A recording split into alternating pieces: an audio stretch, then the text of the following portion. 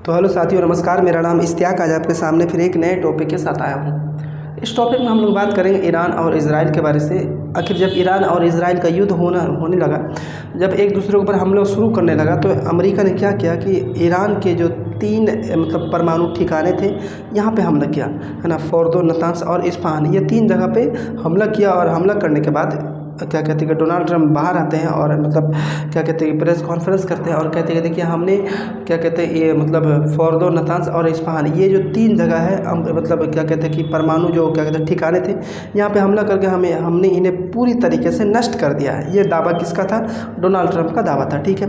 लेकिन फिर उसके जस्ट थोड़ी देर बाद क्या कहते हैं ईरान के सुप्रीम लीडर आयतुल्ला खामेनेई बाहर आते हैं और कहते हैं कि देखिए किसी भी प्रकार से कोई क्या कहते हैं नष्ट नहीं हुआ है। इनके हमला करने से पहले हमने यहाँ से जो यूरेनियम था, यहाँ से जो परमाणु बम, यानी कि एटम बम जो रेडी करने के लिए जितने भी केमिकल थे, हम इन्हें तीनों ठिकानों से कहीं दूसरे जगह हमने क्या कहते हैं कि इन्हें कहीं दूसरे जगह शिफ्ट कर दिया, ठीक है। ये कौन कहते? ईरान की जो सुप्रीम लीडर है खामेनेई, आयतुल्ला खामेनेई ने जो ये बयान दिया था, ठीक है। लेकिन आप ये समझिए, जैसे ही ये सारी बातें बाहर निकल के आती है और निकलने के बाद कि देखिए कि हमने इसका बर्बाद कर दिया, है ना। फिर सुप्रीम लीडर कहते हैं कि देखिए हमने क्या कहते हैं कि इसके ऊपर बहुत सारे अटकलों के बीच ये होने लगा। लेकिन अब जब जैसे युद्ध सीज़ फायर हुआ, सीज़ फायर होने के बाद फिर सीज़ फायर टूट भी गया। फिर कहते हैं कतर के जो अमीरों ने उन्हें सीज़ फायर के लिए मंजूरी की और कतर में कतर की बातों से सीज़ फायर हो भी गया और युद्ध समाप्त भी हो गया। समाप्त होने के बाद एक न्यूज़ आती है कि ईरान ने इसी युद्ध के बीच में, है ना, इसी युद्ध के बीच में 408 केजी यूरेनियम को, इस चीज़ को समझिए, 408 केजी यूरेनियम को कहीं दूसरी जगह संरक्षित कर दिया। कहीं दूसरी जगह, कहीं दूसरे देशों में 408 केजी यूरेनियम को संरक्षित कर दिया। लेकिन अगर ये 408 केजी यूरेनियम को संरक्षित करते हैं तो 408 केजी में लगभग 10 एटम बम, है ना, 10 परमाणु बम बनने की संभावना है। अब ये तो सिरदर्द हो गया इजराइल और अमेरिका के लिए, है ना भाई। हमने इतना सारा इसके ऊपर क्या कहते हैं कि परमाणु अटैक कर दिया, सॉरी, उसको B2 बम ये बंकर ब्लास्ट बम ऐसा जो है उसके ऊपर हमला किया।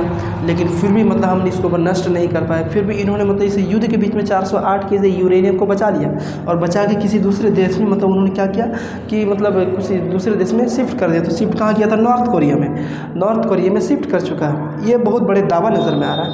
अब आप ये समझिए, जब जैसे ही इन्होंने क्या कहा था, देखिए नॉर्थ कोरिया इतना पगला सन का है कि इन्होंने ये कहता है कि देखिए मेरे पास खिलौना बहुत सारा है, लेकिन कोई खेलने के लिए रेडी नहीं हो रहा है। इसके ऊपर इतने सारे सैंक्शन लादने के बाद, इतने सारे क्या कहते हैं कि सैंक्शन, उसके इतना सारा कड़ा प्रतिबंध लगाने के बाद भी ये क्या किए हैं नॉर्थ कोरिया, फिर भी 2006 में अपने परमाणु बम को क्या कहते हैं कि वहाँ पे क्या कहते हैं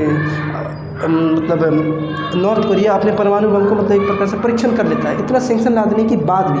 कौन? Kim Jong Un. लेकिन देखिए 408 केजी यूरेनियम बचाया और नॉर्थ कोरिया में उन्हें शिफ्ट कर दिया। तो अब ये माना जाता है कि 10 एटम बम कौन बना के देगा? North Korea. किसको बना के देगा? आयतुल्ला खामेनेई को। कौन कहाँ से बना के आएगा? नॉर्थ कोरिया से ईरान। अब ये तो होगा बहुत बड़ा सिरदर्द। अब सबसे बड़ा प्रश्न ये उठता है कि 408 केजी यूरेनियम जो बचाया है, ये चला गया नॉर्थ कोरिया, ठीक है। अब ये समझिए कि इस्फहान, फोर्दो और नतांस, ये 3 जगह जो बनाए हुए हैं, किसके बनाए हुए हैं? नॉर्थ कोरिया के प्लान से ये 3 जगह बनाया हुआ है। अब आप ये समझिए, अगर फोर्दो, नतांस और इस्फहान में अगर हमला होता B2 बम्बर से, है ना, बंकर ब्लास्टर बम्बर से अगर हमला होता है, तो क्या ईरान को इस चीज़ का हमले के बारे से पहले पता था कि अमेरिका इस जगह पे हमला करेगा, इसीलिए हम यहाँ के सारा केमिकल को कहीं दूसरे जगह शिफ्ट कर देते हैं?